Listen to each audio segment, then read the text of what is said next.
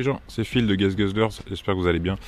Ça fait quelques jours que je vous poste des photos un peu floutées d'une caisse que j'ai achetée et que j'essaie de vous faire deviner ce que c'est. Alors sur les 6 ou 700 commentaires, j'en ai vu que 4 qui ont trouvé la bonne réponse, donc GG à eux. Il y en a sûrement plein qui vont être déçus parce que c'est pas une super caisse de ouf. Il faut savoir un truc, c'est que je kiffe les caisses qui sont atypiques, boudées par le public, que personne ne veut. Et du coup je me retrouve souvent à acheter des merdouilles. C'est aussi pour ça que j'ai 2 multiplats qui traînent depuis quelques années. Big up Villebrequin que j'ai d'été. Donc on va pas tortiller du cul pour chier droit, je vais vous la présenter tout de suite, elle est juste derrière moi.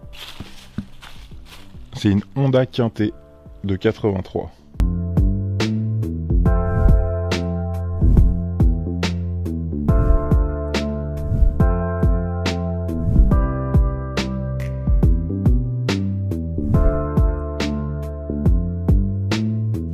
Alors pour la petite histoire, cette caisse, ça fait quelques années que je la vois garée au bord de la route et je connaissais pas du tout le modèle à la base et je m'étais mis en tête de l'acheter. Et un jour, par hasard, je la vois sur le bon coin.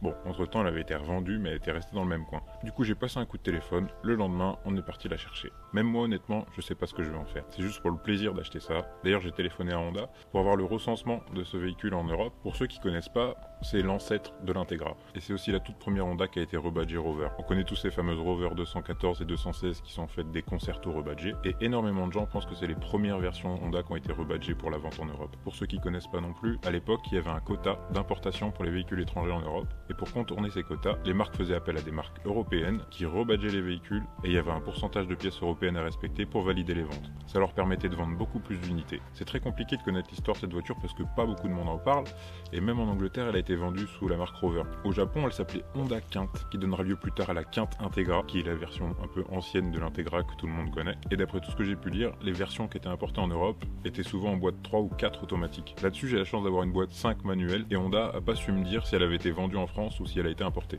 Du coup celle-ci, c'est bien une Honda Quintet, ni une Rover, ni une Quinte. De toute façon la Quinte elle aurait le volant à droite, et si jamais j'ai des infos en plus, je vous les écrirai là, parce que Honda m'a pas encore rappelé. Alors c'est une base d'Honda Accord, du coup tous ceux qui avaient marqué Honda Accord 82 dans les commentaires, ils avaient pas totalement tort. Mais c'est pas une Accord, c'est une Quintet. Je vais pas vous mentir, elle est un petit peu fatiguée, mais elle est de 83 aussi, je peux pas lui en vouloir. Il y a quelques points de rouille, mais honnêtement rien de fou. J'ai une distrie à faire, une vidange, et c'est parti. Il y a tout qui fonctionne parfaitement dessus, elle tourne comme une horloge. C'est ma première vraie ancienne. J'ai eu une Accord Aerodeck de 85, alors il n'y a pas beaucoup de différence d'âge, mais honnêtement c'est quand même vachement différent. Du coup sur ce modèle là on a un 1,6 litre carbu 80 chevaux. Bon ça avance pas un caramel, mais c'est quand même vachement marrant. Au Japon elle était donnée pour 90 chevaux, donc je suppose que c'est à cause du taux d'octane qu'il y a dans le samplon. Au même moment Honda ils étaient en accord avec Triumph pour sortir la Acclaim, qui est en fait une Honda Ballade rebadgée. La Honda Ballade pour ceux qui savent pas, c'est une Civic des années 80, mais en version berline quoi. Du coup voilà, je sais pas trop quoi vous dire de plus, parce que l'histoire de ces voitures elle est assez floue. On trouve quelques articles par-ci par-là, ça parle surtout de la version Rover. Bon c'est la même voiture,